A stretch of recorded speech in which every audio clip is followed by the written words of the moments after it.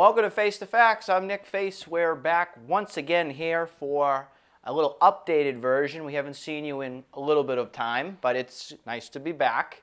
First of all, before we introduce our guests, behind me is a brand new green monster that we have now. We finally retired the other one after 9 years. Served us well. Much needed. Joe Papalardo, welcome back to Face the Facts. Good to be back. And thank you for helping make this, too.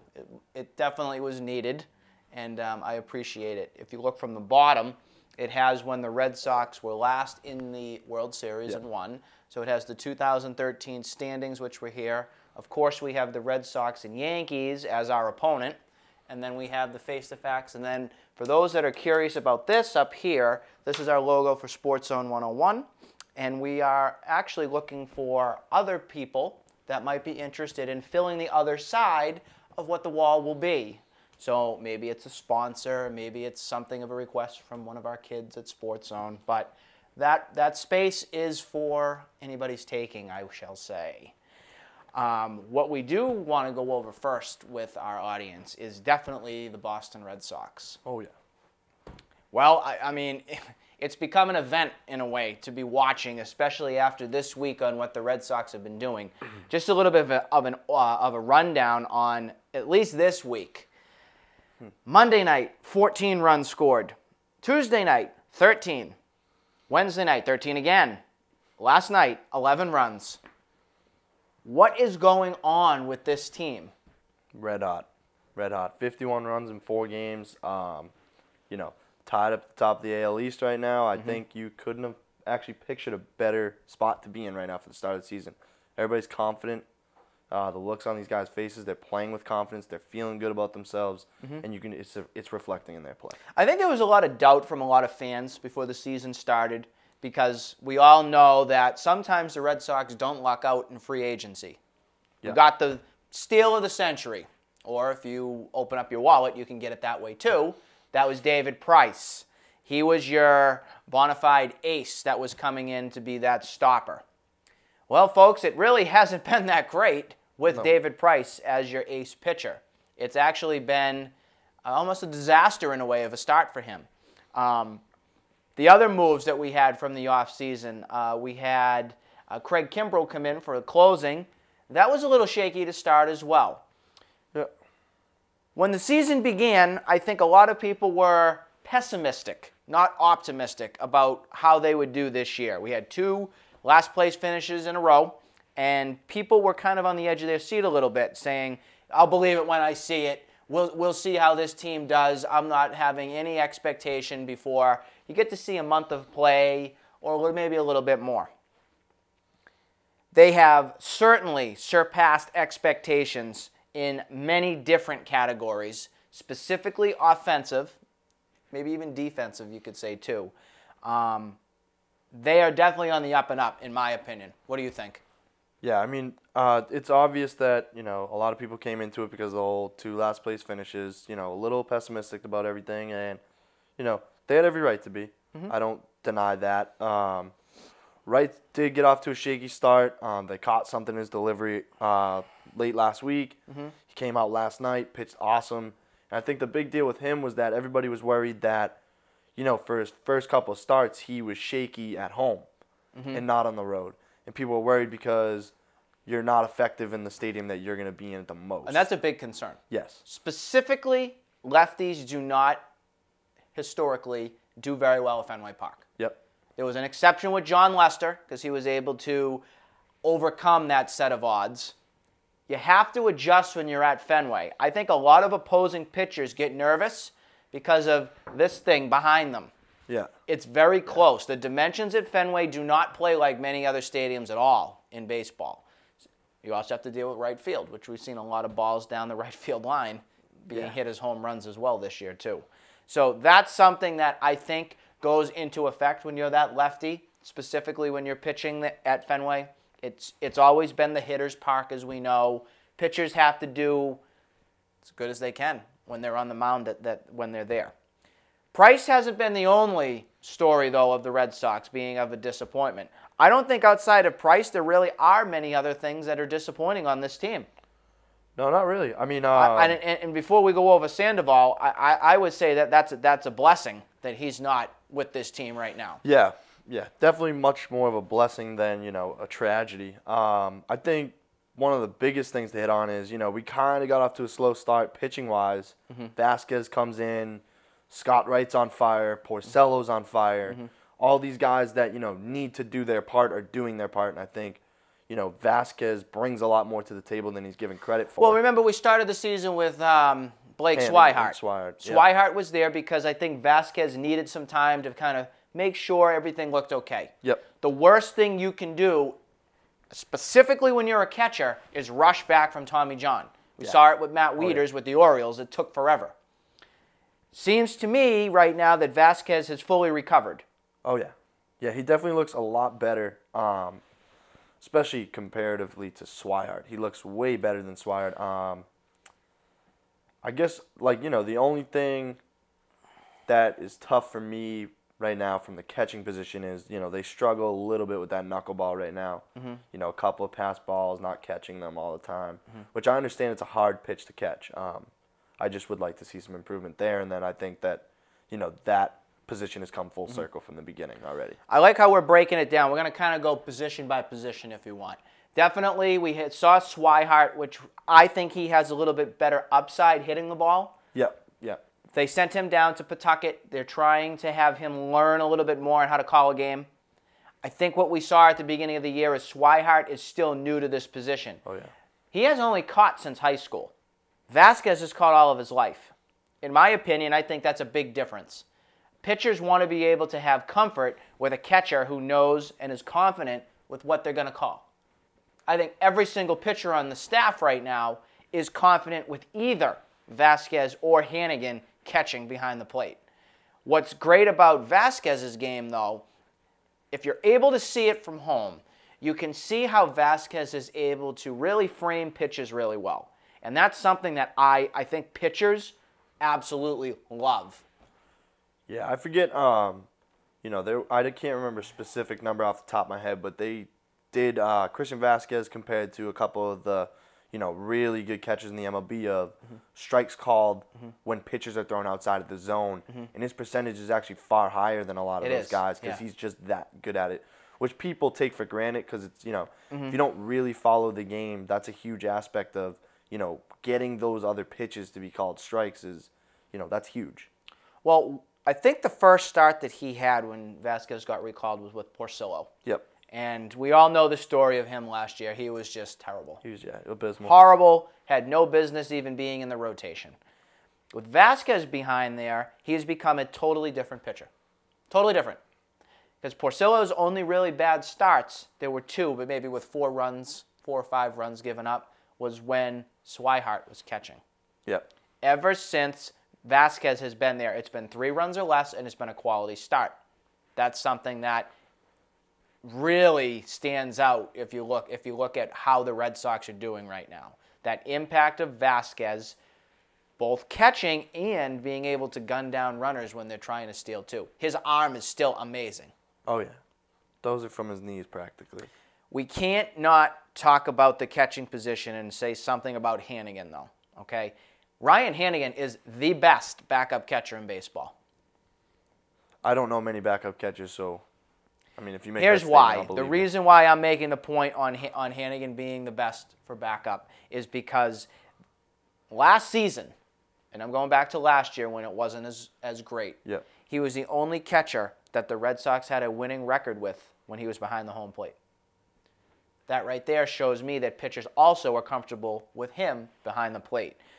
He might not have as great of an arm as Vasquez, and he might not call the game as good. He's a little bit older.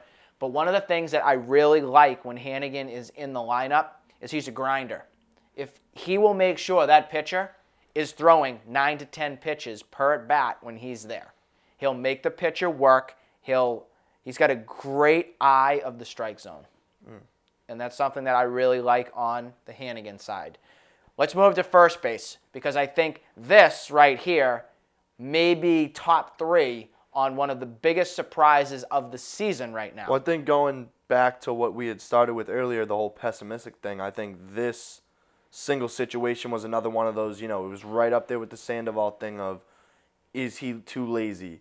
Can he make the adjustment? Will he make the adjustment? Is he happy about it? Is he serious about it? Exactly. Is he going to take this seriously? And I think, the other day I'm watching the game, and he hits kind of like a droopy ground ball down the third baseline, and I see him sprinting, and I had to do a double take because I'm like, there's no way Hanley Ramirez is sprinting down first base right now. Yeah. And I think he's taking everything in stride, and, again, that positive attitude, you can see it reflecting in his game. Well, I think a lot of it has to do with Hanley feeling better about himself. I think as fans, we were really critical of him last year. He did get hurt when he was in Toronto, when he got his, not Toronto, it was at Fenway, when he banged his shoulder into the wall. Yeah. I really think that impacted him, and it made him not be able to swing the bat like he really should have been able to.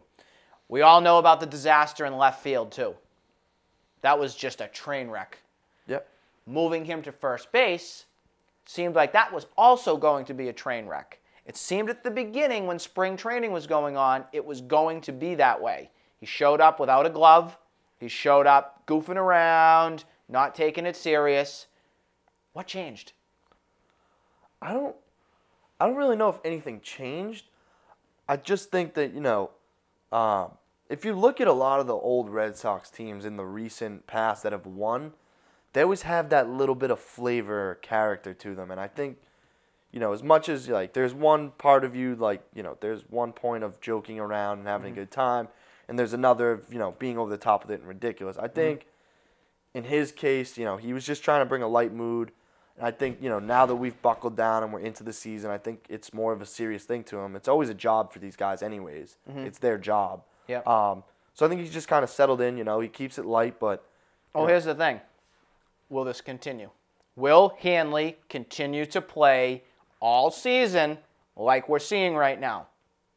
I think he can keep it up. I think the other good thing for him, too, is that he's next to one of the toughest and most serious guys in the infield, which is Pedroia. Well, I was going to say with Pedroia, and we're going to talk about him right now, I think that Hanley's play is dictated from Pedroia.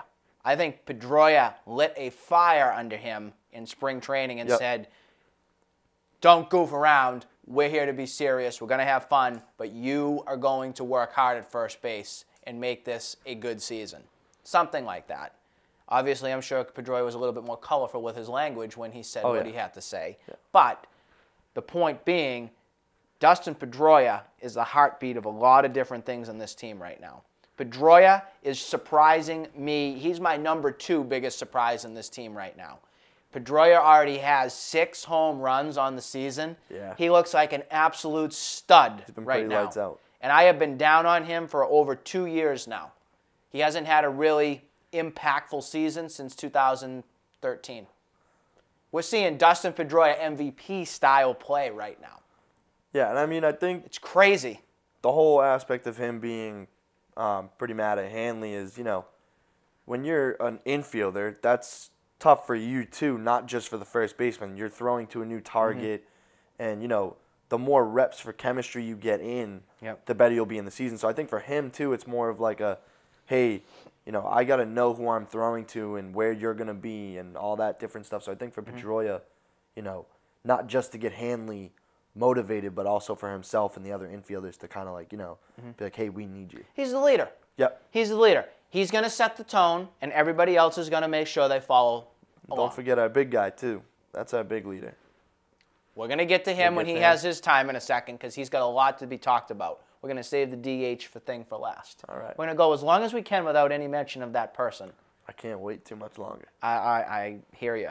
But one person that we all can be very excited about with how he's continuing to play is Bogaerts. Yeah, growing.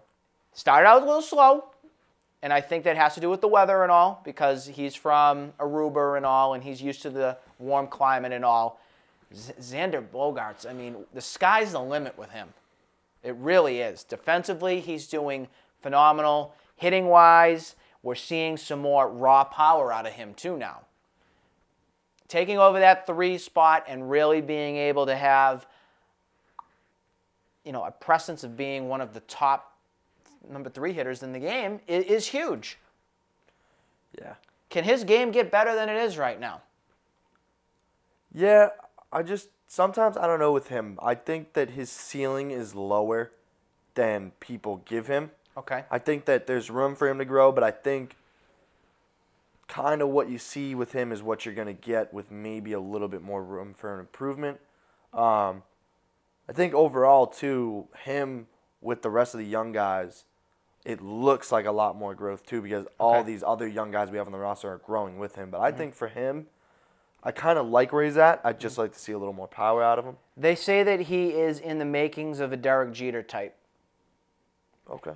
Too much? Too little? To be determined? I'd say to be determined. Okay.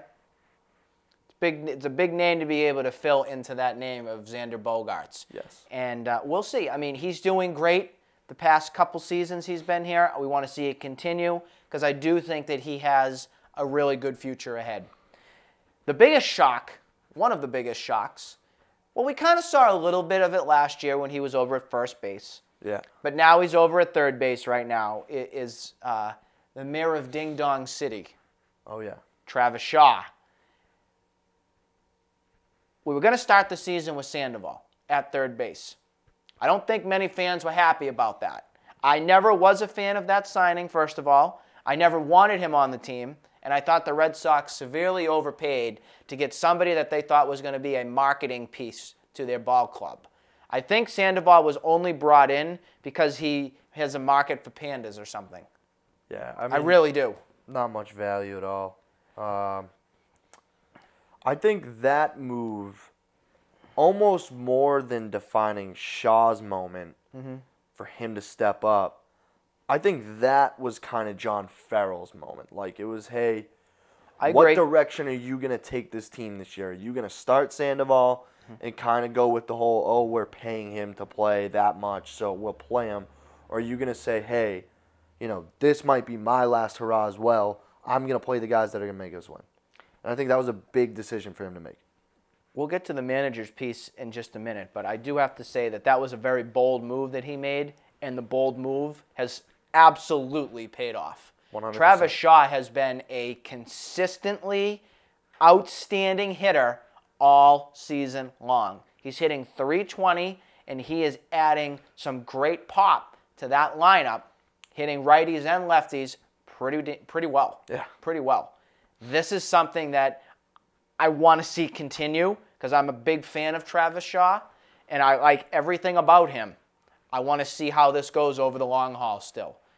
I think it's still going fantastic, but let's see how over a long season of play he's able to make those adjustments and still be able to be, I would hope he can be a 280, 290 hitter. 13 home runs, 60 RBIs. I'd be ecstatic with that. Ecstatic. Changing gears to our outfield. Something that I think many fans were excited about because there was a lot of potential for this lineup in the outfield specifically to be dominant. We'll start in right field first with Mookie Betts.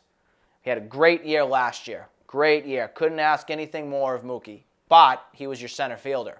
This year, moving to right field. How do we think Mookie's been doing so far?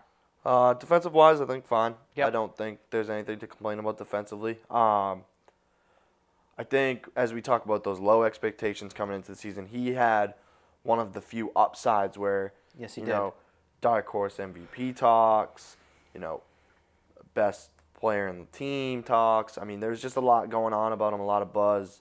So as far as filling that to his fullest potential, I don't think he's done that yet, but I think he's done a fine job of playing his role as the leadoff man and getting on base as much as he can. I think he's done an excellent job. Mm-hmm.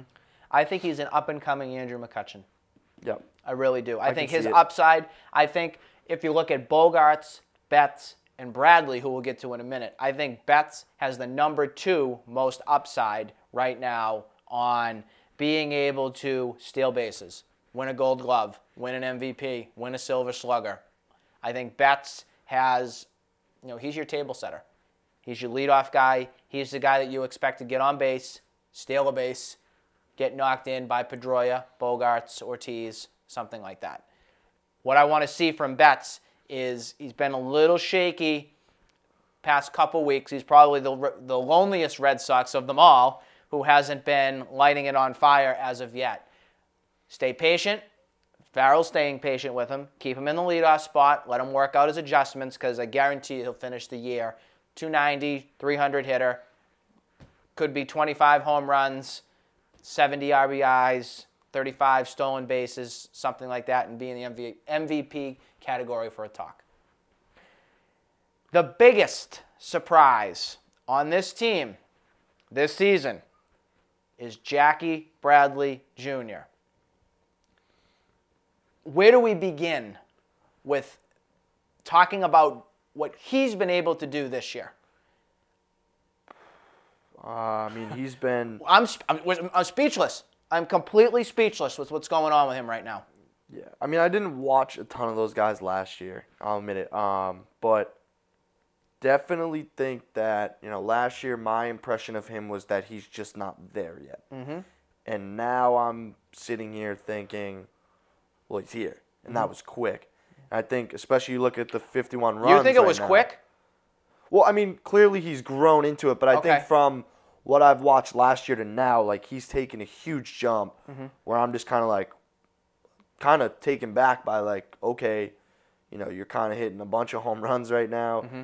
You're getting on base at will. If this keeps up, like, I think he's an MVP candidate and not bets at all. I have a bold statement. statement. He's the talk. I have a bold statement. Don't say it.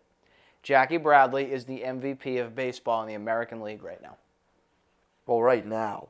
Right now. But right now. In what context? In the month? In the total accumulation of the season? A total accumulation of the season. Total. That's a tough one. The guy has been unreal. He's a guy that we all thought was only going to be a 240 hitter, that was going to be a number 9 guy. We knew the glove is exceptional. He's the best fielding center fielder in baseball, hands down. You are giving him a lot of credit right now. All that. What you're seeing with him right now is a guy that is proving how much impact he can make to a team by someone sticking with them. Farrell has stuck with Bradley for time and time again. This year, we're putting him into center field. We're taking bets out of a position that we thought he was going to end up being in, center field. Putting Bradley into his spot, center field, where he belongs. I think that right there has a lot to do with Bradley a little bit. I think he has a lot of confidence right now, being able to be in something that he's familiar in. But what I absolutely love from what I see from him is the amount of adjustments he's been able to make on having a left-handed pitcher pitch against him. Usually it was, you're done. Don't even bother playing in the game. Now, he's taking the ball the other way. He's going with the pitch. He's driving the ball. He's got, 8 home runs already on the season? Bradley could finish the year with 30 home runs. I think you're falling into that trap where... I don't want to. I don't want to. But I because think he has so much to like about this guy. So much. I'm not He disagreeing. does the game the right way. He's extremely good with being able to get through the critics and get through the people that doubt and prove people wrong.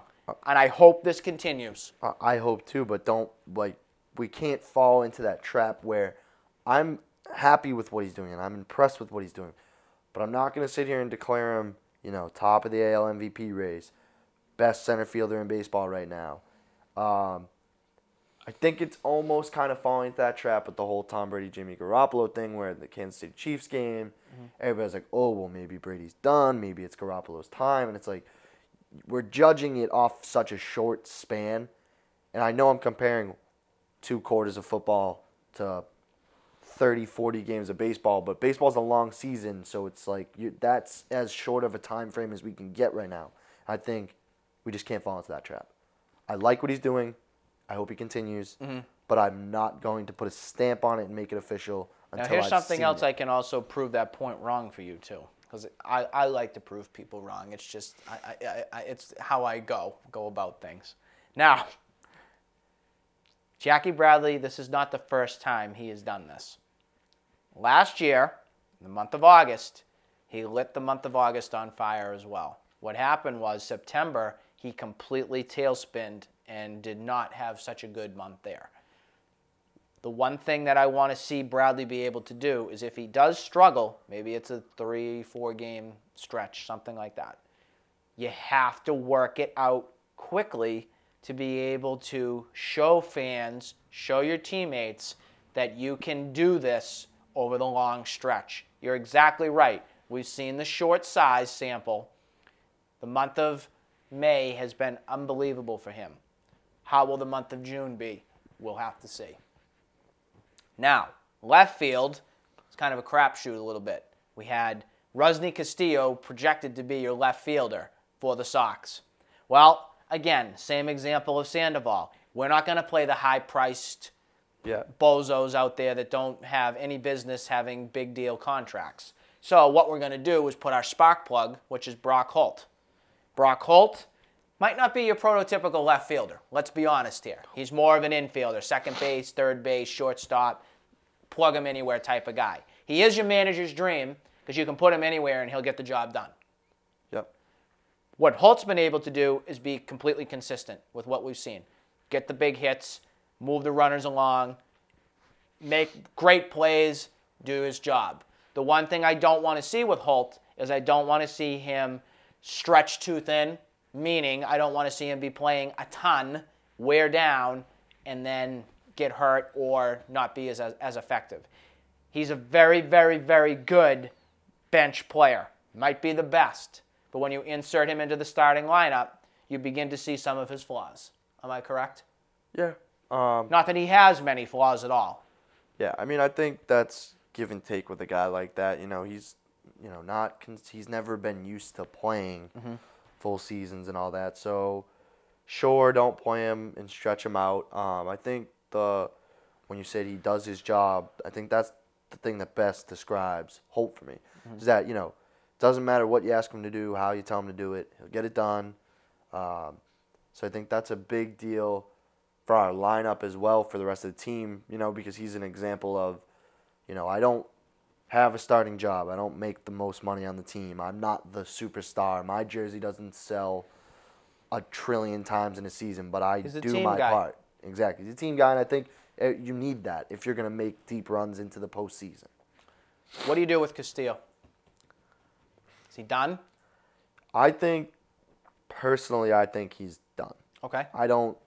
He's a bust. Yeah, I mean, I guess I'm not big on the whole farm system, so I don't really follow all those guys. And I know Rusney was supposed to be up, but for me, he's only hitting 240 at Pawtucket. Exactly. So for me, it's just kind of like he's kind of done. Yep. He's kind of done. Big waste of money. Not that we're surprised. Well, I mean, Red you got to Sox figure love out to waste how their you money. you got to try and make something out of it now. Yep. Trade, I don't know, but when you look back on it, Sherrington really did screw up on a lot of moves, didn't he? Really did. Really did. Hopefully Dombrowski doesn't do the same. Seems like he's been doing a very good job so far. Bullpen very quickly. Red Sox went out. They did their big trade of the winter. That was for Craig Kimbrell from the Padres. 98, 99 mile an hour, flamethrower basically. Really great slider. He can really fool a lot of hitters. He's your table setter in the bullpen. On top of what you had with Koji when he's not hurt, very effective. Tazawa, when he's not used a million times and trusted as the #1 guy, fantastic. And then you come in and you get Carson Smith from the Mariners, a guy that you traded Wade Miley to get, which I think is we're going to be able to see Carson Smith a little bit more as this season progresses. I think the bullpen is also a pretty good strength that the team has right now, too. They've been doing pretty decent in having guys come out of there that have been doing the job. Yeah, I'd say we're pretty deep there. I think that if there were to be anything that we were to go trade for, I think we'd need a plug-in third baseman just because Sandoval's done for the year. I don't know what we have for that right now. Or I would say go after another bullpen guy because, I mean, it looks like we're shaping up for postseason, so the more depth Really, we have, you look at the better. bullpen? Yeah. Because I specifically, we have not really discussed this outside of Price, is the starting rotation, which is probably, to me, the most shaky thing on the team right now. We know the story with David Price. Last night, he pitched one of his best games that he's had in a Sox uniform yet. which was outstanding. We need to be able to see a little bit more of that. He made the adjustment with the leg kick. That seems like he's been able to land the plane and get his, I guess it's trajectory better position for Vasquez, which I think makes a difference. The biggest question mark still to this day, and I can't figure out why he's still here, is my favorite player on earth, Clay Buchholz. Oh, yeah. I'm done with him. When is he going to just get the picture that we don't want him anymore? I don't know if it's that he hasn't gotten the picture. I feel like he knows at this point. Which I think also doesn't help us either, because what we need out of him is some confidence. It's so frustrating. He doesn't give us confidence. He doesn't have any. Well, I think he thinks when he cuts his hair a different hairdo, he's going to pitch better. Taking that away from him. In a way, we've taken that away from him as a fan. You know, I mean. But he deserves it, does he not? He has not earned it. But my point is that, you know, we're trying to figure out all these factors into it. I think, you know, it's set into him alone that, you know, he's kind of by himself in that bullpen. Not everybody trusts him anymore. You know, he's not relied on by his teammates. The fan base doesn't like him. Yep. He's probably sitting there waiting on, you know, when am I leaving? Who am I getting traded to? What am I getting traded for? So but as a professional major league player, other players do this. How do you just not sweat it? Go out there and do your job. Well, I mean, for a lot of players, it's not. I don't think he's ever been mentally tough. I don't. Exactly. So he's been on a 3-year slide now, where it's 3 years of letting it get to you and letting it fester inside of you. I think comparatively to other players, it's usually not a long-term thing. It's more of like a, hey, like Sandoval, for an example. He's only been here for a year, and, you know, we've kind of pushed him out the door as a fan base. I think for Buchholz, it's been, you know, you get it this year, then you let it fester over the offseason. Everybody talks about how bad you are. Then you come back the next year, and you do it again, and you lay an egg. And you come through this year, and you're laying an egg this year. You know what Buchholz would pitch well in? You know where he'd pitch well? Anywhere but here. Anywhere but here, but no pressure. Something like Tampa, or something where he doesn't have to be inside of this bubble that everybody can come out at him and just eat him alive, basically. But in honesty here, I mean, yes, we are one of the hubs of baseball here. This is a very, very we want to win now type of fan club here. We want to see what Buchholz is able to do because we've seen it before. We know that he can pitch when everything's right. But with Buchholz, everything, if his glove's wrong, if his cleats aren't right, if his hair's not the right way, if his shirt isn't tucked in properly, he's not going to pitch well. He's not. I think if a fan yells at him and says, "Hey, Buchholz, you whatever," he's done. I think the engine is on empty for him It here is. in Boston. I think it's and I think ran its course. As soon as Rodriguez is back, and Kelly also is very close to being back, bye-bye. Or it's another DL stint. Hopefully. DL Clay, because that's what he is. That's what he is. Get his head screwed on right. But the biggest story in the starting pitching, and I'm disgusted that we haven't even said this yet, it's been Stephen Wright. I mean, there's a guy that came in as your fill-in guy for Eduardo Rodriguez being hurt. And Wright's come in, been the stopper. He's been the stabilizer. He's been the ace of the Red Sox this year. Yes, he has. What we want to see from Wright is how this continues. Just a couple things of note on Stephen Wright. Ever since that he's stepped in as a starting pitcher, I think he's close to 15 wins and a 2.70 ERA. I think this year alone he's, 6-1? Has Stephen Wright proven himself as a quality Major League Baseball pitcher? I think he's officially kind of earned his right to stay in the lineup. Yep. I don't think there's any reason to ever move him right now, and I think he's proved it. Absolutely. He's done a good job. I think it's time to move on to the big fella. Who? Poppy. It was October 2015 when I sat in this chair right here. I think I was here for this. And you were here as well when I said this too. Maybe it wasn't. I think it was. No, it was. Was it October?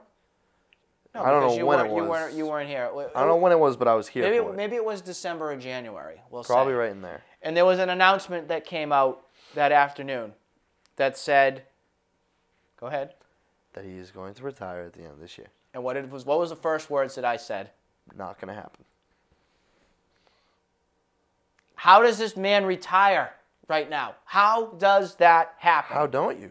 How can you walk away from the game? He is doing everything that I said he would when I sat here and laughed at you guys. You want to know why? And said that he was going to retire. You want to know why? He's Why? doing great.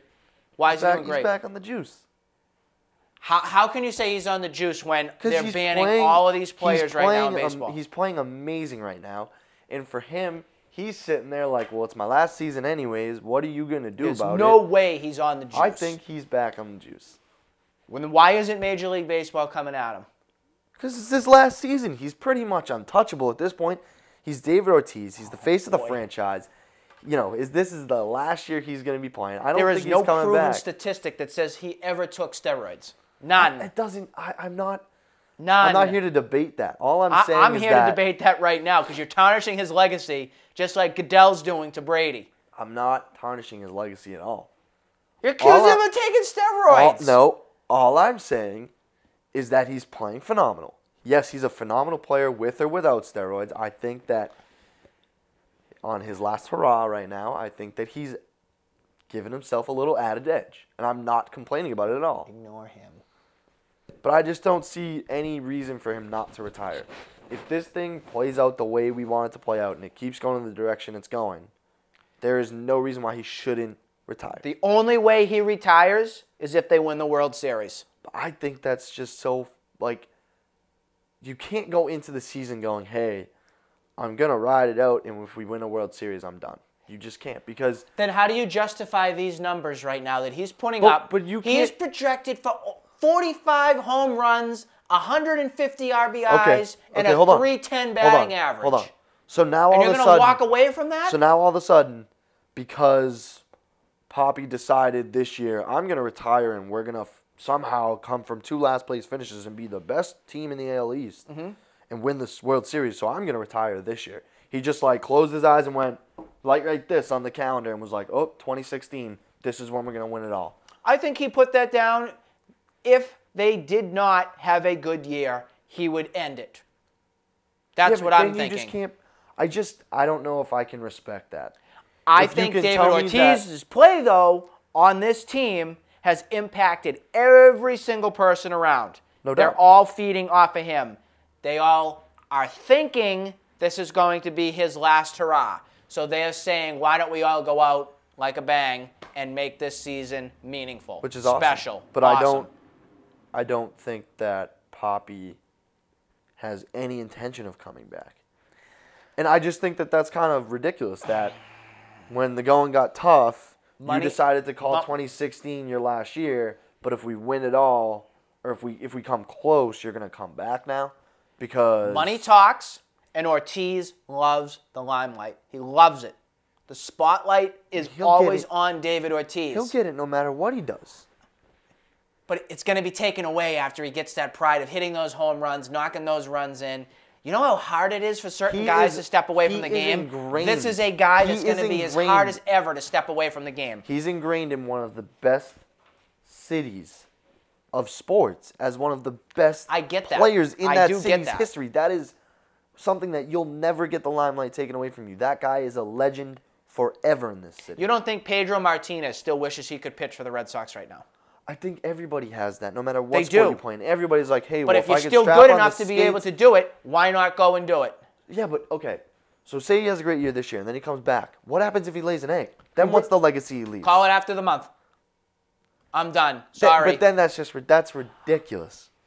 Show up for a month. Hey, well, it's not going great. I'm not looking good, so I don't want to see him retire. I wish you could freeze him and stop time because I'd love to keep him like this. Eventually, you're going to have to watch Tom Brady retire too, and it's going to happen. It is. It all happens. We can't sit here and go, hey, keep playing until we have... You can't leave with a bitter taste in your mouth. You ride it out. You keep on going. The engine's still ticking. He's got more mileage on him. He can still do this. Yeah, I think he's got... What are we at? We'll call it 40 games. I think he's got 122 games left in him. That's how much mileage he's got. Plus the playoffs. If we get there. I'm still thinking the same. I don't think this is going to happen. I think I see another year left in him. If you really call it and he comes back, great. I'll do another year, Poppy. Yeah. But I'm not going to get my hopes up because I don't think he's coming back. All right. We'll have to see.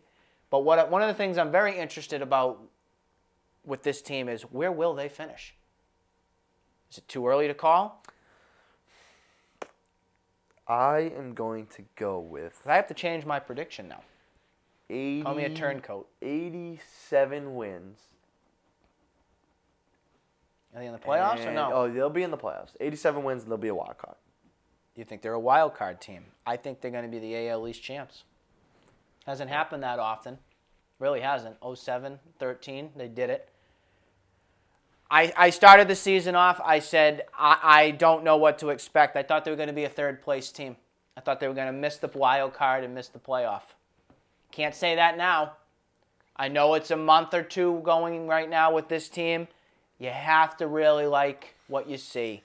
And in my opinion, I think we're going to be seeing this throughout the summer here and into the early beginnings of fall. I am very high on this team right now, and I hope this continues. I like our chances. I like the chance. I really do.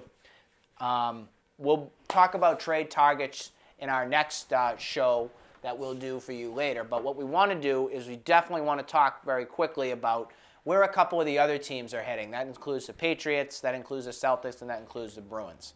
So with the Patriots, we have a lot of things still kicking right now. Obviously, we're still kind of getting over that loss to Denver, which really never should have happened in the first place.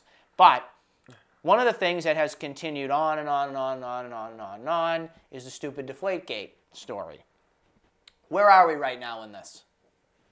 I mean, it's pretty obvious at this point. Tom Brady's not playing the first 4 games of the season. Okay. Do you believe that? I'm not happy about it. I've never been happy about the ruling. But I've kind of come to grips with the fact that, this isn't anymore really about kind of the whole process of everything. I think it's, when you look at the ruling they made was based on the collective bargaining agreement that the NFLPA signs off on, which is all players giving up that right, that Goodell can make those decisions and be as harsh a punishment as he wants it to be. Sure, I understand that's ridiculous that he can hand out a 4-game suspension for a football and give the same suspension to somebody who, is abusive to their family, has drug issues off the field. I don't agree with that on that basis, but I do think, that's the way it rolls here. I mean, that's the ruling. It's 4-game suspension. I'm not worried at all because as far as I'm concerned, that's 4 weeks less of Tom Brady taking hits. I'm okay with that. That's a fresher body. Now Tom Brady's 16th game for him in a full season is into the playoffs. So now we've kind of got more of a healthy Tom Brady here, and I just kind of think that, I'm not happy about it. I never will be happy about it. This will be something that I'll be able to tell my kids, and they'll tell their kids about it because it's that big of a deal. But I think we are at where we're at. And you'll finally get your big taste of Jimmy Garoppolo that you love because you've always wanted to see him play. So here you go. We'll see how this plays out. I think that I definitely agree with your statement when you said about the players with the collective bargaining agreement, that Goodell being able to rule on punishment and all is actually at the end of the day the big issue. That's absolutely the big issue, and it's a travesty and it's a shame on the players that when they had that last collective bargaining agreement that this was in there. Well, I think this situation brings that to right the forefront. Now they have to look at that and go. So everybody does want to blame Goodell. Yep, I do 100% think that there are. And you really should be blaming the players and the players' union for allowing this to happen. So if Brady wants to be mad at somebody, he should be mad at everybody else around him that allowed this. What? I mean, I can get being mad at Goodell because he is the commissioner. He's the one that rules on this stuff. I do get that. But one thing that you can't take away is what's in black and white. You can't take that away. That's why the judges are overruling this, and that's why Brady is now in the Supreme Court. But again, you can't have Tom Brady now go, oh, well, I'm supposed to hate all the people in the players' union because it's something that, he consent to too. He is a player. Right. So, he at one point, crossed the T's and dot the I on that contract and said, I'm okay with this the way this is. Mm-hmm. And I think you've seen plenty of players that are in that players union speak out about how the CBA agreement is awful. And I think that, it's obvious that this issue, almost as much as it's done pain for the NFL, the other players in the league, and most importantly, the Patriots, I think this has at least brought that issue to the forefront where people can now address this and say, hey, there is too much power at the top. They're very top-heavy in the NFL, and I don't like that. For whatever reason, I still feel like this thing will not be 4 games. I just feel this in my blood a little bit. I think that for some reason, I see this being like a 2-game thing. I still feel like that. I do think that there's going to be at minimum 1. No doubt about it on 1, excuse me. But most likely, I think they come to some sort of an agreement with 2. Now, here's the question on all of this. How much does this impact the legacy of Brady? Does it? I've said it over and over again. This, honestly, to me, is like a small blip on the radar. For New England fans, yes. On the broad sense of it all. Yeah, but I think if you talk to a lot of people in the NFL, people hate Tom Brady. They hate him. Yeah, but like the Derek Jeter type of hate. But you gotta look at it wins. the way of exactly. So it's not that, Tom Brady's a full-blown cheater. Tom Brady hasn't gotten to where he is because he's good. He's cheated, and it's like no. If you ask a lot of great people in the NFL, if you ask people, I know I've seen it a few times now. It's just surfacing. But it's been out for a long time. If you've seen Ray Lewis or Darrelle Revis talk about Tom Brady, they'll speak very highly of him. He's an excellent football player. I don't think that he's lost his legacy. Okay. I think that there's a respect factor that maybe, younger players and or, guys that are way before him kind of have this whole like, hey, I did it this way. You're making it, you're making the game look bad. I think it's more of a standpoint of they are protecting the game more than Tom Brady. Like, they don't really care about it. I think it's just more like, hey, you get all this special treatment. You get all these special things. You're the superstar of the NFL, but you're just going to go ahead and cheat. Okay. So, I don't know. I don't really like anybody else in the NFL but the Pats. So, everybody else I really... Hate us because they ain't us. Quickly, on the Celtics front, we know that they lost to the Atlanta Hawks in their playoff run. How disappointing was that? Not disappointing. I don't know. My expectations of them, once they got in the playoffs, I kind of assumed we'd be a one and done. Okay. Again, I'm happy with what we're doing. I mean, we made the playoffs 2 years in a row. We weren't supposed to make it the year before. Yep. We had expectations to at least be a low seed this year. Yep. We're, the 4 seed or the 5 seed? We were the 4 seed. The issue that happened is that week before the playoffs started, they lost a Monday night game. I forget who it was against. But that impacted us in having to play the Hawks versus, I think, the Heat. Yeah. And, I mean... And it impacted home court, too. Yeah. So, I mean, look. You go from just barely making the playoffs to being in the thick of the top of the Eastern Conference. I think it's a huge jump. And, again... We've been saying it now for 2 years. We're a big star away from being right in the thick of things. So, one and done, sure. I wish it was tighter. I think what has to happen? We need a superstar. Okay, and who's that going to be? That's my big problem I have right now. I can't figure this out.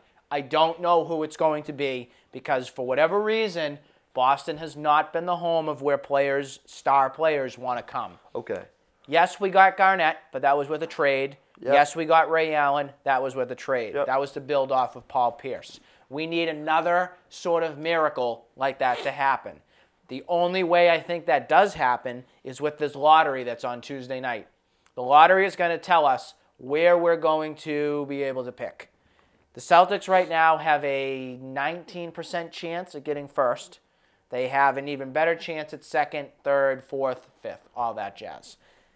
We've never been able to really have that number 1 pick or have had luck with this lottery. Will it change Tuesday? I mean, hey, we'll see Tuesday. It's a lottery, so I because can't if bank it on does, being anywhere. We have Ben Simmons' name, who was in contention right there. And there's another name. Was it Ingram? Brandon Ingram? Yes. Is another name that the Celtics are interested in there. If they do get 1, 2, or 3, maybe 1 we keep. 2 we might keep as well. But if it's 3, 4, or 5, you know what's coming, right? They're going to package it somehow to be able to get some sort of star. I don't know. Because they really do like the Jamal Murray guard out of Kentucky. So I don't know what they're going to do there. As far as big name players in the league right now, cross Durant off your list. Yep, they're going to the Western Conference Finals. He's staying. He's staying there. They know that they can beat the Spurs now. Now it's the test of if they beat Golden Boogie State. Cousins. I mean, DeMarcus Cousins out of the Kings. That would be amazing. He is a hothead. He does have his issues. But I think we have the coach that can handle that. That's what I was thinking too. So, I mean, again, if we can get him, that would be amazing. If we can't, I wouldn't be surprised. I think Horford is more of the guy that everybody's leaning towards right now. I think he's the guy. I think no matter what, I think Horford will be coming here. Yeah. It's just he's not the superstar. He's not. But I think we do need that. We need that lengthy center. Yeah, you do. Type. I think he fits into the system well. Yep. I do think that that'll be a good thing. And the other guy's name that's come up is Jimmy Butler from the Bulls. Yep, that's a name that I think that would be amazing to be able to do and be able to see because we do have the players to trade for him. The question will be, is he going to be on the table? We do not know that. So, to be determined, Tuesday night is when the lottery is. Very quickly before we wrap up our show, just a little bit on the Bruins end.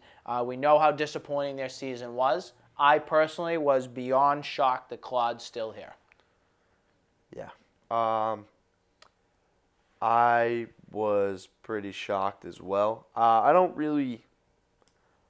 know with the move, to be honest with you. I kind of think... I don't know what direction the Bruins are heading in right now. I just can't figure it out. It's wishy-washy to me right now. It's just,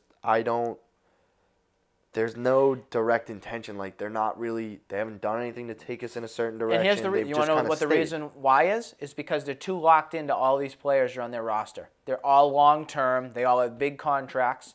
We still have 2 years left on Chara's deal. Yeah, that's pathetic. Rask is locked in. You have Krejci that's locked in. You have Bergeron locked in. I think the only person, maybe 2 players that I would say are keepers on this team are Bergeron and Marchand. That's it. Everybody else, take your pick. Yeah, again, I think for sale. They've just done a lot of staying in the same place. And it's too bad because they were on the highest peak of 2011.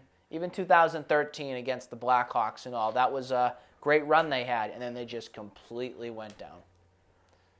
I feel like that's sports for you. You got the uphill stuff. Ups and downs of sports. Of that's right. A lot of growing. That's absolutely right. Well, Joe, I want to thank you for facing the facts today with all of our stuff we broke down. We broke down some of the Red Sox. We talked the Patriots, Celtics, and we got even the Bruins in today. So jam-packed edition. We hope to see you again real soon. And once again, I'm Nick Face.